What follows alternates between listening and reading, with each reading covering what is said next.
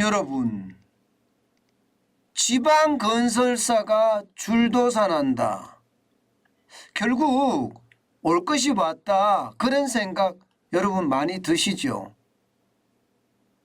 이제요, 그동안 버티고 버텨왔던 자영업자들이 줄줄이 무너지고요, 이제 한 걸음 더 나아가서 기업들까지도 줄줄이 무너지는, 지방이 무너지고 나면 서울로 점점 올라올 겁니다.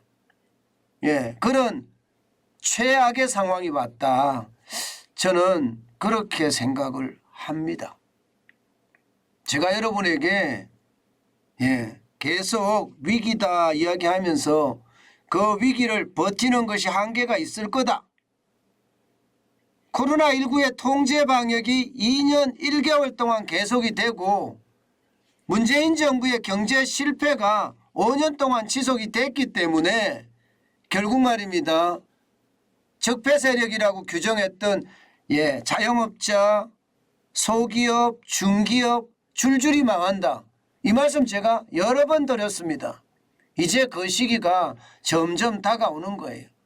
그동안은 빚으로 어떻게 하든 버텨왔는데 한계에 도달한 거죠. 경기가 좋아지면, 거리두기 해제가 되고 나서 경기가 좋아지면 이게 훨씬 나아질 거다 이렇게 예상을 했지만 경기는 침체가 되고 악화되는 그런 상황으로 되니까 결국 말입니다, 이제 기업들이 버티지 못하고 무너지는 모양새로 나오는 것, 그게 현실이 되고 있습니다. 여러분, 이걸 한번 보세요. 우석건설입니다. 우석건설은 충남에서 말입니다, 도급 순위로 따졌을 때 6위가 되는 건설회사입니다.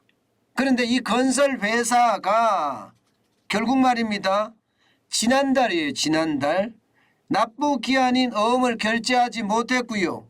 그래서 1차 부도가 났습니다. 이달 말까지 보통 1년 한 달 동안 유예가 되잖아요. 유예 기간까지도 상환이 불가능하다. 이렇게 되면 말입니다, 결국 말입니다, 최종 부도 처리될 수밖에 없습니다. 실제로 우석건설 관계자도 1차 부도가 나서 대책 마련을 하고 있지만 현재로서는 상환 방법이 없다. 아예 이렇게 이야기를 했습니다.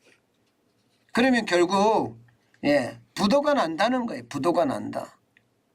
저는 이렇게 부도가 날 수 있다는 것, 이것은 어쩌면 말입니다, 상황이 점점 꼬여가고 있다 이렇게 얘기할 수 있다고 봅니다. 게다가 말입니다, 지금 건설사들의 부도 현황을 보면요, 상황이 좋지가 않습니다. 작년 대비해 보면 점점 더 늘어나고 있는 상황이에요.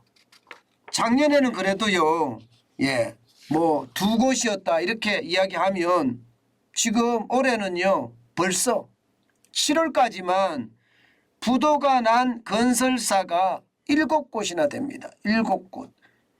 이제 우석건설까지 되면 8곳이 되는 거죠. 쉽게 말하면 부도가 점점 커진다는 이야기예요. 점점 커진다는 이야기예요. 그만큼 견딜 수가 없다는 의미도 됩니다. 실제로 지표에서도 그렇게 나타납니다.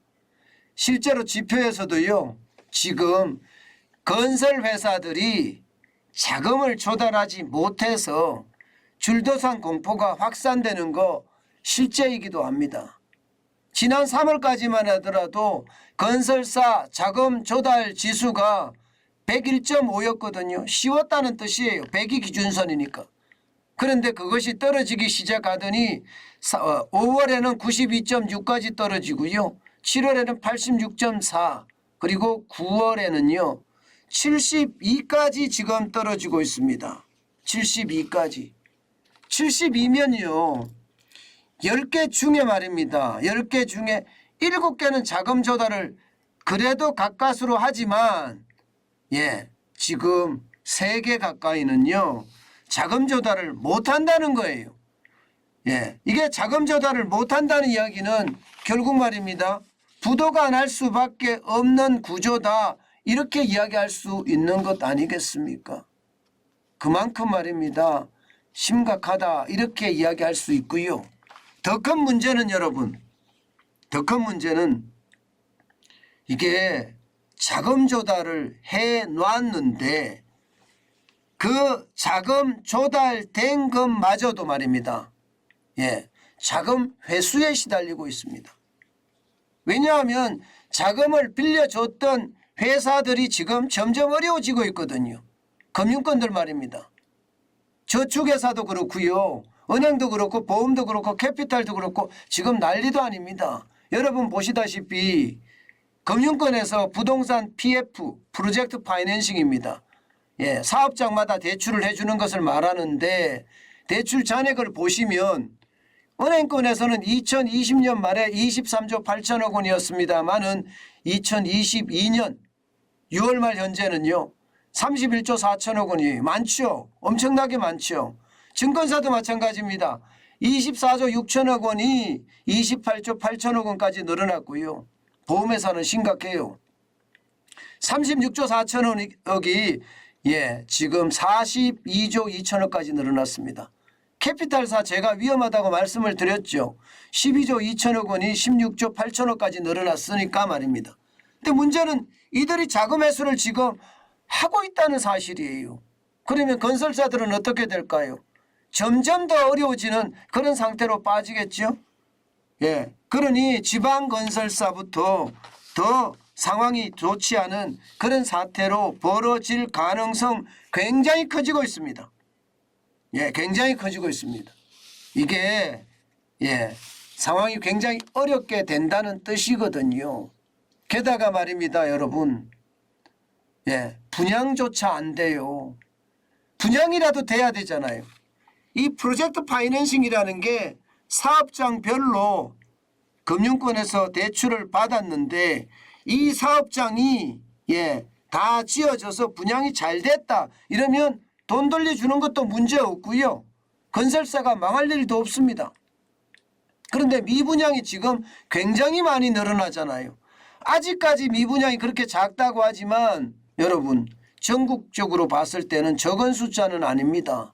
5월달까지 27,375가구였지만 8월에는요 3만으로 늘어났습니다. 32,722가구까지 늘었습니다. 그만큼 상황이 어려워진다는 거죠. 문제는요. 문제는 자금에 대한 문제도 지금 그 어느 때보다 심각하지만 더 큰 문제도 있습니다. 더 큰 문제도. 뭐냐? 여러분 이게 원자재가 너무 올라가기 때문에 쉽게 말하면 공사를 하면 할수록 손해라는 거예요. 철근값이 40% 올라가고요. 인건비가 20% 올라가고요. 그러니 지방 건설사들은요. 원자재 값이 워낙 많이 상승해서 말입니다. 이거를 감당하기가 쉽지 않다. 이렇게까지 이야기할 정도입니다. 말이 여러분 인건비 20%지 20% 올라가면 분양가를 20% 올려야 되는데 단순하게 말입니다. 쉽지 않죠. 철근값도 40% 올려야 되는데 이게 지방건설사 입장에서는 최악의 시나리오가 써질 수밖에 없잖아요. 문제는 여러분 여기에서 끝나지 않습니다. 건설사라는 것은요. 종합건설사면 이게 전방산업 후방산업 다 연관이 돼 있거든요. 후방산업이든 전방산업이든 전부 다 전문건설사들이 몰려 있습니다. 예를 들어 전문건설사라는 게 골조만 세우는 건설사가 또 있을 거고요. 또 레미콘을 가져와서 하는 데도 있을 거고요. 미장만 하는 데도 있을 거고요. 목수만 하는 데도 있을 거고요. 이런 회사들은 어떻게 될까요? 이런 회사들은요. 같이 망하는 거예요. 그래서 줄도산에 뒤에 공포란 단어를 쓴 겁니다. 벌써 7곳이라면 여러분 앞으로 이 상황이 더 악화가 된다 그러면 어떻게 될까요? 지금처럼 집값이 계속 떨어지면요. 지방건설사들은 지금 헤어나오기가 진짜 쉽지 않습니다. 결국 말입니다. 지방 건설사들 줄줄이 나가 떨어지는 그런 상황이 될 거예요. 자금 조달도 쉽지 않은 데다가 엎친 데 덮친 격으로 원자재 가격의 폭등이라든가 인건비의 급상승이라든가 심지어 노조 리스크까지 있거든요. 이게 건설 현장에 가보시면 여러분들도 아시겠지만 뭐 한국노총에 노조원을 몇 명 써달라, 민주노총에 노조원을 몇 명 써달라 이렇게까지 이야기할 정도니 이것은 어떻게 생각하면 심각한 상황이 되겠죠. 저는요 여러분, 건설사들이 이렇게 줄도산 공포가 나고 있다는 것, 정부가 뭔가 대책을 마련해야 됩니다. 이것은 결국 말입니다. 시장이 급속하게 얼어붙고요. 건설사들이 이렇게 망해간다는 건 부동산이 경착륙이 될 수 있다는 뜻이거든요. 그러면 전방산업 후방산업까지 따져보건대 경제에 치명적인 영향을 줄 수가 있습니다. 게다가 일용직 일자리에 대한 위기까지도 맞을 수가 있어요. 그렇기 때문에 여러분, 시장의 위험성 저는 크다고 봅니다. 그렇기 때문에 진짜 조심하고 또 조심해야 됩니다. 여러분, 저는 그런 생각을 해요. 여러분들 중에도 말입니다. 지방 중소건설사가 분양한 예를 들어서 오피스텔이라든가 그렇지 않으면 사무실이라든가 뭐 좀 더 나아가면 주택까지 분양받은 분들이 계실 거예요. 지금까지 분양받은 것은 그래도 잘 지어지고 있으면 다행이다 이렇게 이야기할 수 있지만요. 앞으로 쉽지 않습니다. 때문에 급하게 또 서둘러서 부동산에 투자한다고 안 했으면 좋겠어요. 그것은요 결국 인건비 때문에 원자재 가격 때문에 중소건설사들이 어려워지는 상황이기 때문에요. 내가 자칫 분양받았다가 분양받은 그 돈마저도 다 날릴 수도 있습니다. 그렇기 때문에 진짜 조심해서 저는 부동산을 봐야 된다 이렇게 말씀드리고 싶습니다.